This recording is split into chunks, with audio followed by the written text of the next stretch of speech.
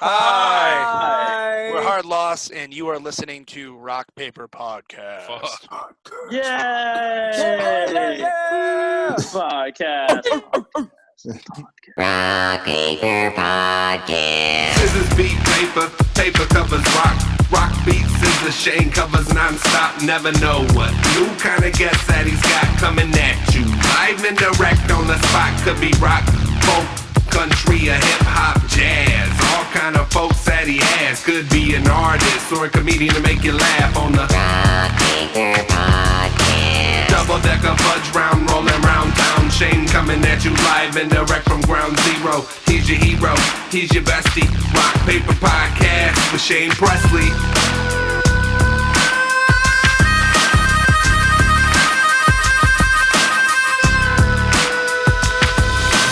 Rock Paper Podcast. Hey everybody, Shane Presley here, Rock Paper Podcast, coming to you from St. Louis, Missouri. Hanging out today on Zoom with the guys of Hard Loss. What up? Show, fellas. What up? Yeah, man, this is fun. This is a Friday night hanging out. I just picked up a pizza on the way home, had some Stefaninas, and now I get to hang with the boys. Nice. Yeah. Yeah, man. So I won't have this out right now, but today, this afternoon, or I guess midnight or something, the brand new Rival Seasons EP went everywhere digitally. Yep. Finally. Yeah, finally. Which is exciting, man. It's cool to get some brand new tunes, get some brand new Hard Loss music out there. Yeah, we've been sitting on this music for a quick minute. We recorded it back in December, so we've been pretty anxious to finally get it out, and then the whole pandemic happened, and that kind of limited what we could pull off, and so we thought outside the box and got some quarantine videos, and then everybody else started getting quarantine videos, and our idea didn't seem that unique. All right. But it was just so so you fun. know, we were rolling on this thing well before it was massive. Yeah, But we were doing 3 videos, and we're we just don't too slow. we don't have the budget that Goldfinger has, so we had to make do with as best and quick as we can. Our good friend Steely helped us put together the videos. We actually still have one more that's dropping tomorrow or Sunday. Sunday, I think. Well, I mean, as soon as he gets it to me, it's going up, so we'll see. And it's the best one. Mm-hmm. You guys didn't have nearly enough jumps as Goldfinger either. No. They had all kinds of jumps in those videos.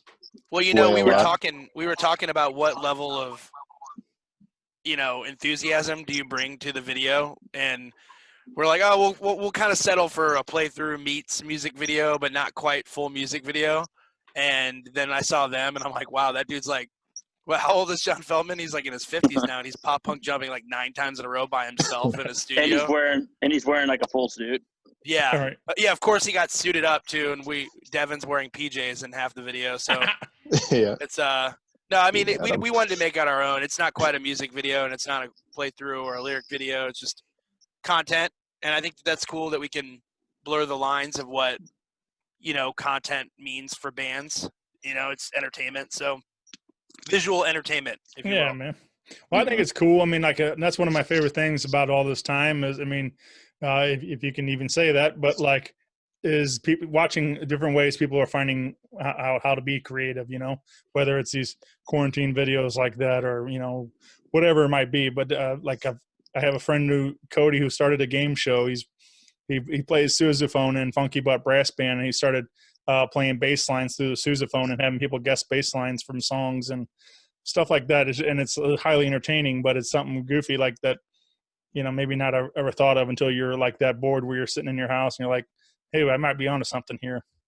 Well, I was losing my mind. I don't know about these guys, but I do know we were all losing our minds. But no, Devin seems to be having a good vacation himself. Right. But at one point we were discussing how do we move forward, because we know the EP is only 3 songs, but we had all the intent in the world to record more and to add more music to it. But obviously, COVID came in and kind of put a damper on those plans. So literally we were going back and forth trying to figure out how are we going to release this music, when, why, like, what does this mean to the band? And ultimately these guys all came at me and they're like, yo, we need to put this music out. And I was like, nah. Like now. Like literally just like, nah, I don't want to do it. Cause it didn't feel right, like ready. And then I stewed on it for a little bit and I was like, man, the world really sucks right now. So Yo, I'm kind of pissed. I just realized I was fucking muted the whole goddamn time. And I've been just sitting here fucking talking. I'm like, wow, these guys are fucking dickheads. oh, wow. Says No. so many good things. Yeah, you guys missed some fucking gems. Some radio gold. Yeah. Dude, So what a waste. we finally put it out. And I felt like it was going to be rushed, but honestly, it's better this way. It's organic. It seems genuine, real, fun. We've had people commenting. They're like, oh, I like how you didn't keep it serious the whole time, or you weren't just joking the whole time. It's literally just organic. It's what we've been doing in quarantine for the Yeah. past 60 days. Well, I really enjoyed the videos. I enjoyed the EP, and I thought it was cool too. Like compared to the first release, I did feel like you guys got a lot heavier, which was cool. I thought I liked hearing a little range in it, and then the sound and stuff, of course. And but really enjoyed listening through to this today and had a good time with it. So Yeah, when we were putting all this together, I remember I just kept saying, it was like, no, it's cool that we've got like a softer song. And we actually had, before we headed to the studio, we had another song that was kind of in the same vein as Rival Seasons. But it's just one of those things where it's like, we had these songs recorded and we wanted to put them out. But like Tyler said, we had more songs to work on. Mhm. But me personally, I was like, yo, I can't imagine going another year without releasing music. And these songs like sound great together. So I was voting. I was like, let's put out a 3P. yeah. Yeah, it's been kind of a joke. We're wondering like who's gonna be like the first one to like bitch and give shit to be like, oh, it's only 3 songs. Like, That was my terms, though. I like that it's 3 songs. We were talking about Yeah. putting In the Gray on it, which is, you mentioned that we kind of got more aggressive with our music, but Right. In the Gray was a year ago, and that was the bridge between just Right. being like a fun drinking pop punk band and then kind of having a message for the music. And so that there was a bridge. It wasn't like we just all of a sudden started Sure. yelling at people, Yeah.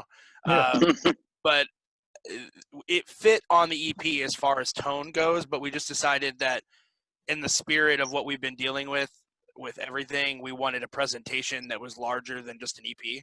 Like, I don't even consider it an EP. I don't consider them music videos. It's like a thing. It's a Sure. 3-part entertainment, visual concept, music and art, and it's fun. But yeah, It's very modern of us. It's very modern of us. Right. it's very Kanye. It's very Yeezy. But Yes, yeah, At first, we wanted to get we wanted to keep In the Gray on there, but it would fit, but it didn't feel right. We wanted to keep those 3 songs together. especially visually, it'd be weird if In the Gray had this like nice video and then we come out of nowhere with this like 3-part music video deal. Right. But I'm definitely very happy that we went this route because playing pop punk all the time, it's kind of nice to switch it up and do something I haven't done before. For me personally, I'm sure Chad feels that way as well, and I know Adam probably does. don't speak for you, dog. Tyler's, You don't know me. Tyler's been yelling all the time, so Tyler's like, "Yo, can we like sing, please?" Yeah. Well, now Anytime I it's, Tyler, you should scream here. Tyler's like, yeah. Well, just because you're hung like a mule doesn't mean you got to do porn, right? Is that how it works? That's what they say. No, yeah, I'm glad we pushed ourselves because I like the have that music bumper is sticker. aggressive, but it's not just the music is aggressive, but it's not just screamy. Like we want to have like aggressive music, but it doesn't mean the vocals need to be like all metal yelly stuff. And Yeah. honestly, I think the singing, like having a note behind the aggression, is kind of more powerful. So Am I the note? Are you calling me the note? you're the note. You're the note. Oh, like, yeah, like this is the first time where we've recorded and I've actually felt like a singer. I've said that a bunch. I feel really confident in how everything worked out, but I think the reason I feel confident is because I stopped worrying about it being pretty. I'm like, oh, people, it's pop punk. You got to sing like this when you sing, and you have to like, it's got to be pretty, but like we just said, fuck it. And we made some dark, heavy music that, Sure. you know, it's got melody to it too. So it's not really metalcore. It's not really like pop punk. It's not really alternative. It's just, I don't know. I've been calling it, I don't even think I've said this to you guys, but aggressive emo seems like a really Mhm. good fitting term. I don't know. Yeah. Agree-mo. Agreemo. Agree-mo. I agree.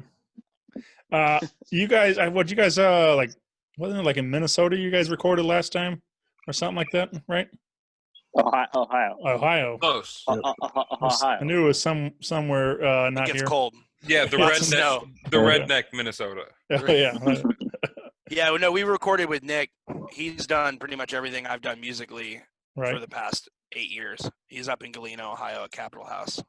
There you go. So you guys went back and did these 3 songs there, and but yeah, man, it's all of it sounds really great. And but I say we're talking about a lot. Let's drop in a track, and let's start. I guess number 1, right?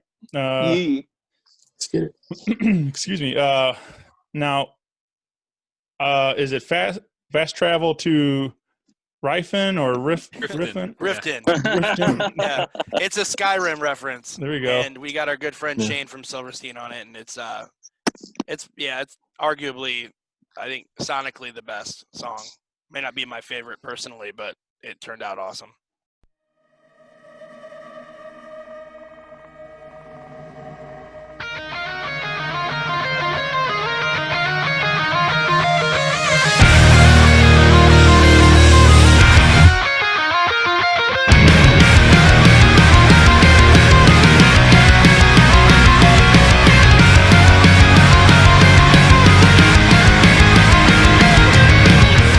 It's been carved in stone, written in blood. The war is just begun. Been at this battle for weeks, surrounded by thieves. These blood won't let me sleep. With honor comes sacrifice. I'm far too proud to turn back now. This is who I am supposed to be. I broke this spell. Escape from hell. I won't kill if you won't die for me. I will wrapped in flames. Haven't slept in days. The shadows call my name. Been at this battle for weeks, surrounded by thieves. Beast blood won't let me sleep. I'm far too proud to turn back now. This is who I am supposed to be. I broke this spell. Escape from hell. I won't kill if you won't die for me.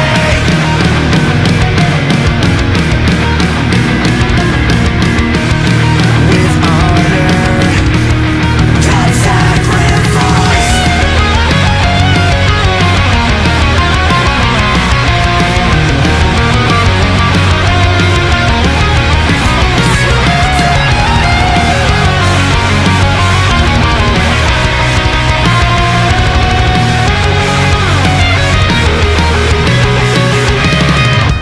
I'm far too proud to turn back now. This is who I am supposed to be. I broke this spell. Escape from hell. I won't kill if you won't die for me.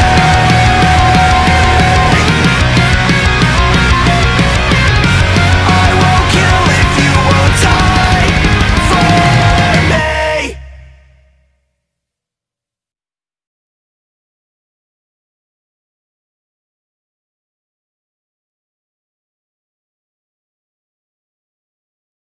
Now, how'd this come together with Shane? We actually met Shane through another podcast like 2 years ago and hit it off and talked a lot of sports and beer and music and just had a good time. And him and I have been buds ever since. Just, you know, he's a big Maple Leafs fan, big into hockey. and he actually is a big Golden Knights fan as well because he's got family in Vegas. So we were exchanging text messages for a while. He was actually supposed to be on the first EP, but it didn't really work out. And you know what? I'm glad we waited because he really wouldn't have fit. We would have been like, just like, oh, this would be cool to get Shane It would on have been forced. It would have been very sure. forced. And So- it worked out because we got Nick from Hit the Lights. Right, and Nick fits that was- song perfectly. So Exactly. this song, like when we were recording it, I didn't even think about asking Shane again. It was kind of on the back burner. And I think it was Coyle came up to me and he goes, "Oh, dude, you sound like Shane, like in this verse. This is a Silverstein sounding verse." And I was like, "Oh shit, yeah, this melody definitely sounds like Shane." And I'm like, "Well, that would be stupid to not get him to just sing it then." And then when he sang it, it was like, "Wow, dude, yeah, it was like we wrote a Silverstein verse and then got the dude from Silverstein to come sing on it." It was the way that that Tyler saying "sleep," just sounded like Shane. I think I sound more like Shane than he does, honestly, in that verse. Yeah, man, it worked out for sure, and it was cool that he also participated in the video and everything too. Yeah, I mean, it wouldn't Yeah. make sense. I feel Right. like, we wouldn't want to like done it without him. And he's a bud. I've actually Zoomed with him, Skyped with him, and kicked it a few times through the quarantine because they're kind of in the shit of it up there in Canada too. It's pretty bad. He's been on lockdown himself now for a couple of months. Yeah, you mentioned a little bit of hockey, and I since we've last hung out, you guys also got to do some fun stuff with our now Stanley Cup champion St. Louis Blues, which is pretty wild. You guys, Did that happen since we've? I was just thinking, holy shit. I feel like that happened after. yeah, I we feel like that happened crazy. after. I mean, Wow. I don't know. I know me and Shane we've had a couple of podcasts, but I don't know when the last time Hard Loss has been on. it's been a But hey, long time, man. Any chance to talk about it? Yeah, right. Like you remember that time we played in front of 19,000 people? Yeah. Yeah, that was tight. Like, Hold on. And then we did Gloria, and like 101 was using that as the intro and stuff, and yeah, it's pretty ESPN cool. took the cover of Gloria, so we did have that at least since the last time we talked. So that's been cool, and we did the video for that, and yeah, and I mean that wasn't a traditional music video either. It's just my dog running around through all the cool spots in St. Louis. So And it turned out great. We just like to party. The last time Hard Loss was on Rock Paper Podcast was March 6, 2018. Fuck. So it's been a minute. So was that? No, 2017 is when we did it. Oh wow, Pretty shit, sure. dude. Time Remember? flies. It is 2017. So we have done it, but we'll talk It was about it again. I November. mean, it was sick. Yeah. But I'm just They should have saying, us By back. the way, well, I'm just saying, too, like that that they end up winning the cup and everything else last year, and what a crazy whirlwind that was, and everything being a part of that in St. Louis, and so Yeah, I ugly cried. I know. Yeah. I know. I Adam have did the video same. evidence. Yeah, I don't want to talk about it. I swelled up, dude. Like My- literally, I looked like a testicle after I got stepped on, but with like golf cleats. Like, dude, I was like straight up just swollen with like my glands of just crying and just the too fifth- much alcohol. The 5th quarantine meat beat of the day. Please, Yeah. please I stop. was just a swole, dude. Yeah, but no, it was amazing for the city. So I was actually working that night. I was at Broadway Oyster Bar, and of course, like the city erupted. Went crazy after they won, and like everybody's just like driving by honking, and so it was just exciting to be like downtown in it. And even we were watching the game from the TV inside Oyster Bar, and then afterwards, like everybody piled in, and we had this big crazy party inside there. So it was exciting to be a part of it, even though I'm not necessarily a big hockey fan. But I was excited for the city, of course. So, and it was just fun to be there. I mean, yeah, it's amazing for St. Louis, and imagine a drought of 50 plus years for Yeah, anything. sure. Like that's just crazy. To be able to celebrate that was badass. Yep. that parade was dope. Yeah. Yeah. It was some, definitely a lot of celebrating going on, man. That was it was fun to watch on the TV, just like watching all these guys just getting hammered in the middle of the street and stuff. And We were there. Yeah. We went down It with was my mom. intense. We went down with my mom at like 5 a.m. and a tsunami hit, dude. Oh, dude, the fucking guarding the spots and My just mom- people coming up in the rain, and she's like, "Nah." My mom was just barking at people as they were coming up trying to take the spot. She's like, "We've been here since 5 a.m. You back the fuck up." right. But yeah, no, man, I don't think. Did we party? I don't even know how long. Oh yeah, dude, we wound up going to Obi's, didn't we? Yeah, dude, we got taught. Remember No, we didn't even make it there. We went to Oh yeah, we had to Buffalo switch it Wild up. Wings. Yeah. Oh yeah, you We guys split up did. because I it was was so too pissed at Line you was too guys. long. You were like B-dubs. We're like, we're gonna go eat. And I'm like, dude, I want to fucking eat. I want to keep drinking. God damn it. You're like, drink at B-dubs. I'm like, that's weird. Dude, and then Coyle, was it you or Adam that ordered the snack size wings? And there was like 4 wings. I don't think it was me. That sounds After like that a long cool- ass day, there was like 4 wings. It might have been me. I don't remember that. That's the And I coil, was like, 100%. And I was like, shit, I'm sorry, bud. I had like 20. Please, sir, may I have some more? I was like, I need I these was- though. I was under the arch. I was under the arch on the actual like grounds, like watching the stage, like We looking couldn't at John, get into that. looking at John Hamm's face, and it was incredible. Yeah. Had an Man. incident with a horn. That was tight. Yeah, yeah. Ooh, Yeah, I let's talk got about video that, of that. Adam. What's A the horn and- situation, bud? A horn and a cooler. Yeah, no, dude, it was wild. Hey, man, when you gotta go, you gotta go. It was insane. I don't blame Pulled it you. off so smooth too. Yeah, I mean, no, Yeah, I don't yeah. think you did as much as the fact that people were like, I'm not gonna acknowledge that bearded man peeing into a freaking Into a horn. Cooler, yeah. peeing into a horn into a bucket or whatever. Yeah, The end that of the was horn wild. was in his fly, so it's clearly I have coming video out of his evidence. pants. I have video evidence of Adam doing very illegal things. Yeah, dude, that's wild. Dude, We'll go ahead and drop it in here right now. Cool. There you go. Yeah. I mean, it's not like I have anybody to impress. I'm fucking married. Like, I'm pretty sure that's not going to be the thing that caused Devin, me. I lost you, Dev. Did anyone else lose Devin? Yeah. What? There he is. Oh, He's There back. you are. Sorry, I was browsing, dude. I was trying to find that video. Cut. He makes it his virtual background. So Shane, when you say you Yeah. dropped the video in, are we gonna see the video, or are we like, is it going on right now, or are you just gonna edit it in? Well, I was trying to make a joke, but I can definitely do that if you want me to. I mean, I don't. It's up to y'all. I don't Oh, think. that video. Oh, okay. I thought we were talking about the music video. Well, Yeah, All right, but cool. let's, Back. let's do the music. Yeah, I'll that's, def- yeah. Yeah, we I definitely was, don't need I was taking a making, piss on the podcast. yeah, that's the exclusive, man. Give the people what they want. Yeah, Mhm. well, you got to hit up my OnlyFans if you want. Yeah, want to see all right. But Only horns. Only Onlyhorns.com. only Adam, what's your screen name? Yeah. the horn fap. Big Yoshi. Big Big. Horny for you. So I don't want tacos. I want pizza. Let's talk about track number 2, guys. This is Summer Death. Yeah. Anything we need to know about this particular tune? This is the Heavy first ass song we wrote. This is the first song we emotional. wrote. Yeah. Yeah. all of Yeah. us except for Adam beat a keg, and that was pretty Yeah. cool. Yeah, dude. I mean, I think there's video evidence of that, It's like Yeah. All of us. bud.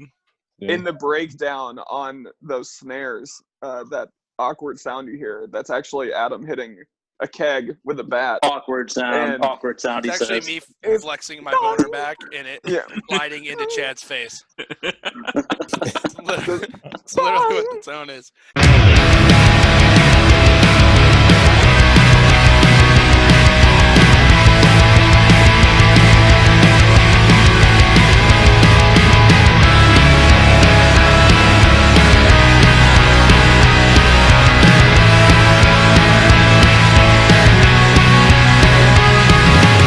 It only takes one more fate to figure out I lost more than my possessions. It settles in, worse it's in, you've left us now. It's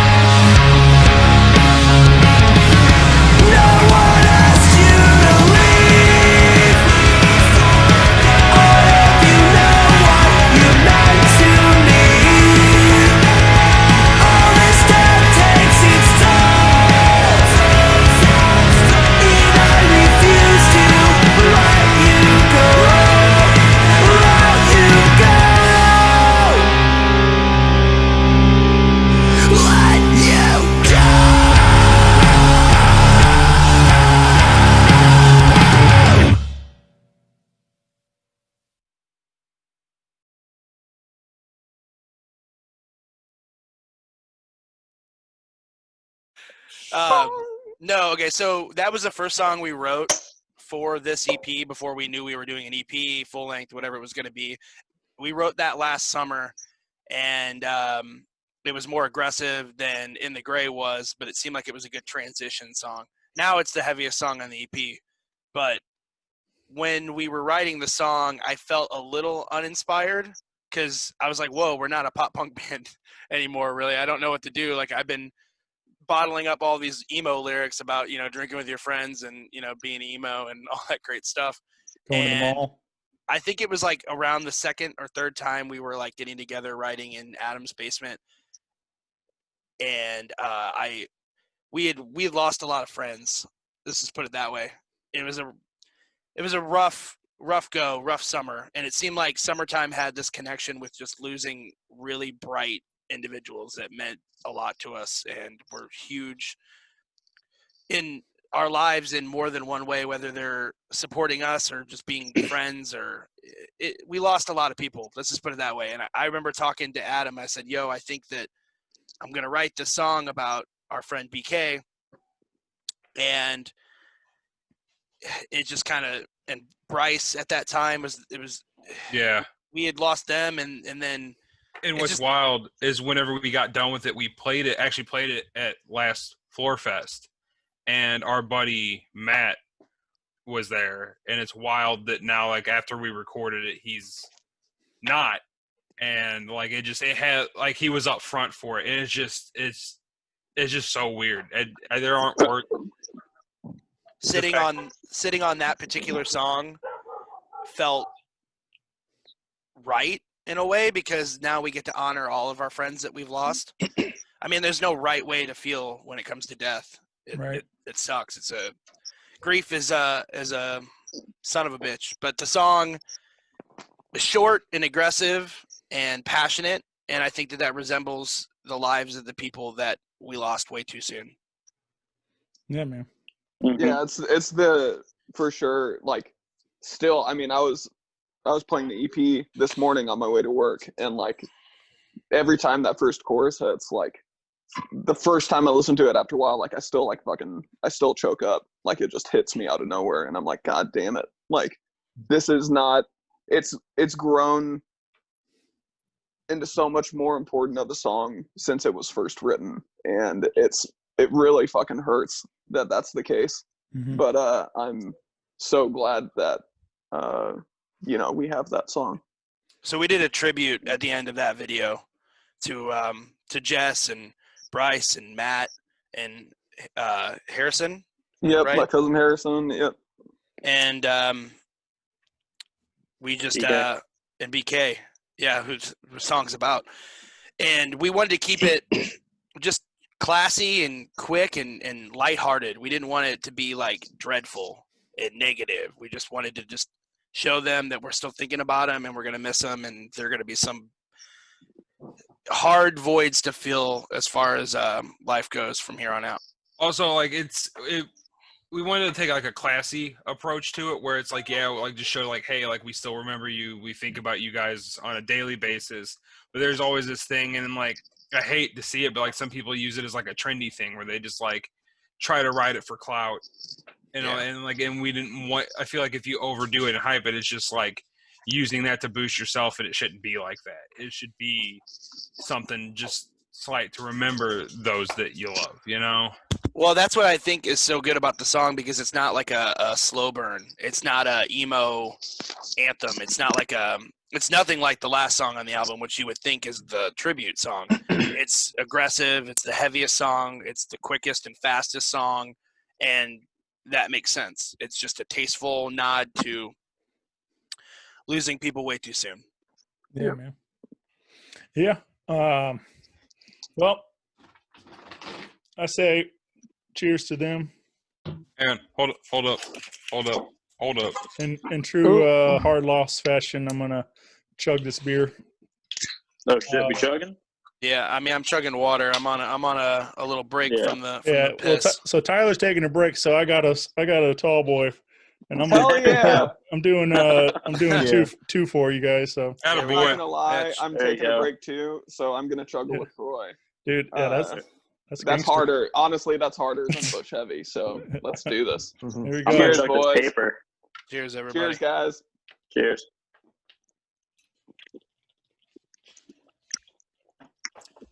Ah! I think that's one. That was about one of them there. Oh, that was Yeah. painful. Oh, It's cold. yeah, my whole I body feel like hurts, it'd man. probably be worse. This quarantine has literally killed my liver. It hurts. I can feel it bleeding. Like it literally is. It's pulsing right now. I can't do it. I've been going so hard, and obviously this whole thing happened immediately after losing Jess. So it's the amount of alcohol and fast food and junk that I've put into my body. I was like, man, I need to take a break. I just physically can't do it anymore. Yeah. So yeah, just a small little break. I feel like if anyone was, because so many people I know, like everyone's just been on this train of, well, I've got nothing else to do, and I'm miserable, so you know what, I'm gonna party, and I like myself too. I'm completely turning that around. It's like I can't do it anymore. It's rough, and you know, you don't see like a clear ending to when this whole thing we're in is going to end. So now I'm like, okay, I know for a fact that I can't keep just raging like this whole quarantine. Well, here I was thinking, like, as soon as everything opens up, I'm just gonna, like, you know, go butt ass naked from bar to bar and just be chugging JMO like straight out the bottle from, you know, and going like a madman. And I realized, because I'm staying out in Peevely right now, so Jefferson County has been open now for 9 days, and they opened up the gyms and a few restaurants and stuff like that. So I realized that just getting a little bit of normality back, like getting able to go out and do exercise, and they opened the parks again and the trails and just the little things, I'm content with that. So if that means we stay in this phase for however long we need to do, I can mentally handle that.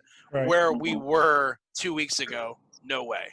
Absolutely not. I was in bed, like was in bed, like drinking at 6 a.m. in my bed, like starting my day with a beer before I even eat or before I even got out of bed. So it's like waking Woot up with like a shot of whiskey. It's like, hey, Woot, rise and shine, drink this bitch. Wake and chug instead of wake and bake. Yeah, I was just drinking hella beer, and we had just like endless beers, cans lining our beds and stuff. So yeah, I can't.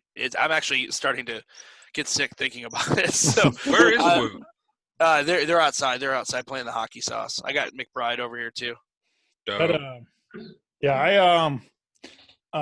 did you guys catch that Budweiser commercial? They remade the What's Up commercials. Yeah. Wow. I love that though. Yeah, so they brought it back, you know, and it's like the same guys, same everything, and they're doing what's up, you know, doing the whole thing, and What's up? And then from there on, it just doesn't end. he's like, oh, just, you know, quarantining, chilling, and then he goes, oh, I was just checking on you, man. So I thought even though it was like super silly, like it had heart and it had a message there, like, you know, this whole quarantine thing is tough on people, you know, especially if you are struggling with, you know, some sort of you know, mental health and stuff, and so like it's even harder, you know. So I'm sure there are a bunch of people that are similar situations that were drinking a lot because it's all they knew how to handle it, or, you know, something to make them feel. So well, it's the stepping in gum effect, really, because like stepping in gum isn't a reason to lose your shit and to be upset, but if you have a bad day and you step in gum, it's like, you gotta be fucking kidding me. Like, this is, you know, you make a bigger deal out of things, and with life sucking as hard as it has been with everybody cooped up inside, yeah, people are reaching out and being nicer to each other, but at the same time, we're all walking on like glass. Shells. Yeah, it's just like if one bad thing happens to any of us, it's like the end of the world. It's like, I don't know, what is that, Tiger King? How am I going to be able to financially come back from this or whatever? That's Yeah, that's how I feel. If one thing happened, like if I had a flat tire or something, I'd be like, "Are you kidding me?" Or a speeding ticket, I'd be like, "Well, I don't know what to do now. Might as well heave my body off a cliff or something." I don't know. All right. But Yeah. I don't know. It's important to stay positive. So that was like a big part of releasing the music. Yeah, man. Yeah. Well, I mean, and it's as much as it's for you guys as for those fans that are going to listen to, and it's it's therapeutic for them to go through this, even if they they can probably connect to those lyrics that people they've lost and everything else. So it's really a powerful thing that put that out there like that. I think it was interesting what Chad was kind of saying, how you guys were recording the song and then listening back to it now, it's even just taking on even more meaning and stuff since when you guys wrote the song and stuff, it's interesting for me because as a fan I've gone through that too, like where it's a song I've heard a bunch of times and all of a sudden, like, remember there was one it's a song called Strong, and I liked it already, but like my grandfather passed and then like I listened to that song and then it's like wrecked me. I was like, Yep. it was like told his story and everything else, and it was just like now that song will forever be like connected to that and stuff, and it's just like it's just weird how it totally took on a whole new meaning after certain life changes and stuff. And so everybody's going to interpret lyrics differently, right, and that's a thing. I remember one time we were in the car and Jess was like, "Oh, every time I hear this song I think of you." And I'm a very analytical, like I'm a lyricist, I'm a songwriter, so I break everything down. And I looked at her and I go, "This song's about breaking up." And she goes, "What? Really?" I had no idea. And like I wonder about like how many people out there, like thousands of people that don't know a song is about something because they weren't there when the guy was writing the lyrics, when he was writing the music, when he was writing the song. And yeah, you can interpret the lyrics to this EP, it started about loss and seasonal depression, and which I feel kind of silly now looking back at some of these lyrics that like hit harder now. I'm like, wow, this I didn't intend for it to come out this way, but now we're listening back and it hits differently, and it pertains to what we're dealing with now. And obviously we had no idea whatsoever that we were going to be dealing with this pandemic when we were recording back in December. right. So It's kind of like one of those time machine things where you like leave a message for yourself and you read it later. yeah, The Simpsons predicted it. Hard Loss predicted the pandemic. It happened. Oh man, that shit is crazy though. The Simpsons, the whole pandemic thing that they predicted on there. It's weird. Even like the murder hornets and stuff, like it's great. It's crazy. You It's can't focus. wild. Yeah, you can't focus too much on it, otherwise you will straight up lose your shit. yeah, it is weird. But yeah, it's a very strange thing. Well, let's talk about the final track on this collection, and this is Rival Seasons, the title track. And like Tyler kind of mentioned, this is maybe the one you would think would be like the dedication, because it is the softer song. Is very different than Summer Death. But again, I enjoy like having that variety and stuff, especially even in the 3 songs. It's like you're going to get a lot of difference. So yeah, that song was the inspiration behind obviously the EP title. And I came to the guys even when we were in the studio, me and Chad worked out the very end of the song, which is like my all-time favorite thing that we've ever done. And I came to Chad, I'm like, "Look, dude," I go, "the song's called Rival Seasons." He goes, "All right, cool." And I go, "Yeah." And the EP is called Rival Seasons. He's like, "All right, cool." And I'm like, "And then this part is going to say Rival Seasons." He's like, "All right, well, let's work this out." But at the time, it was just about like seasonal depression. And I felt really stupid. I even remember texting these guys and being like, "Do you like me?" I remember hitting up Devin. I'm like, "Dude, we haven't hung out in like forever. Did I piss you off?" And he's like, I got a I got a solo text from you, and you're like, "Are you mad at me?"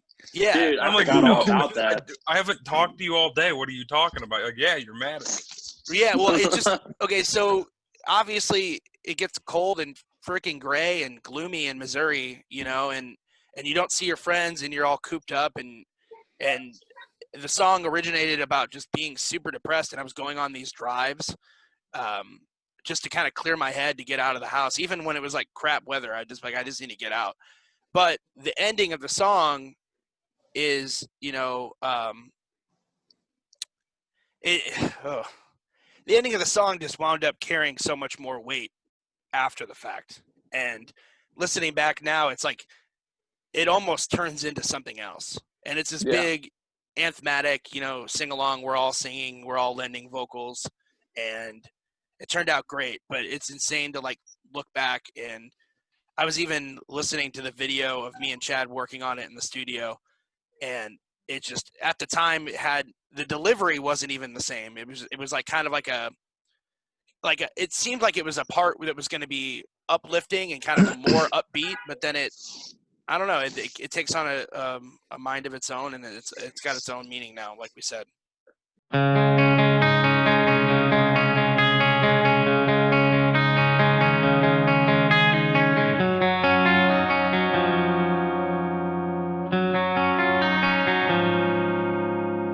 I took a deep breath and realized there's nothing left for me to hold on to, for me to regret.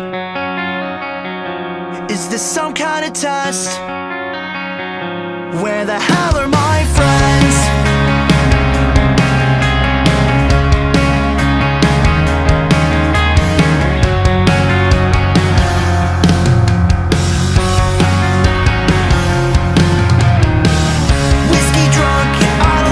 It's not enough for me to let go of, to help me forget, like it's part of my past. Won't this letter just end?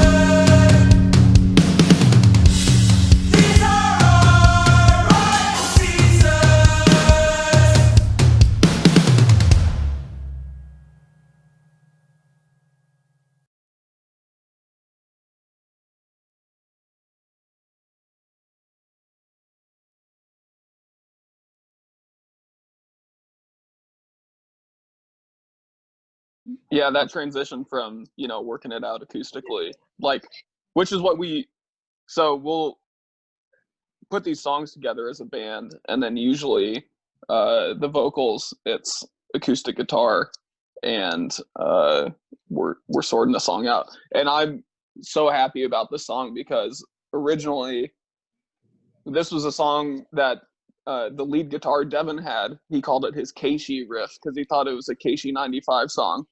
Yeah. And I remember this like a couple years ago.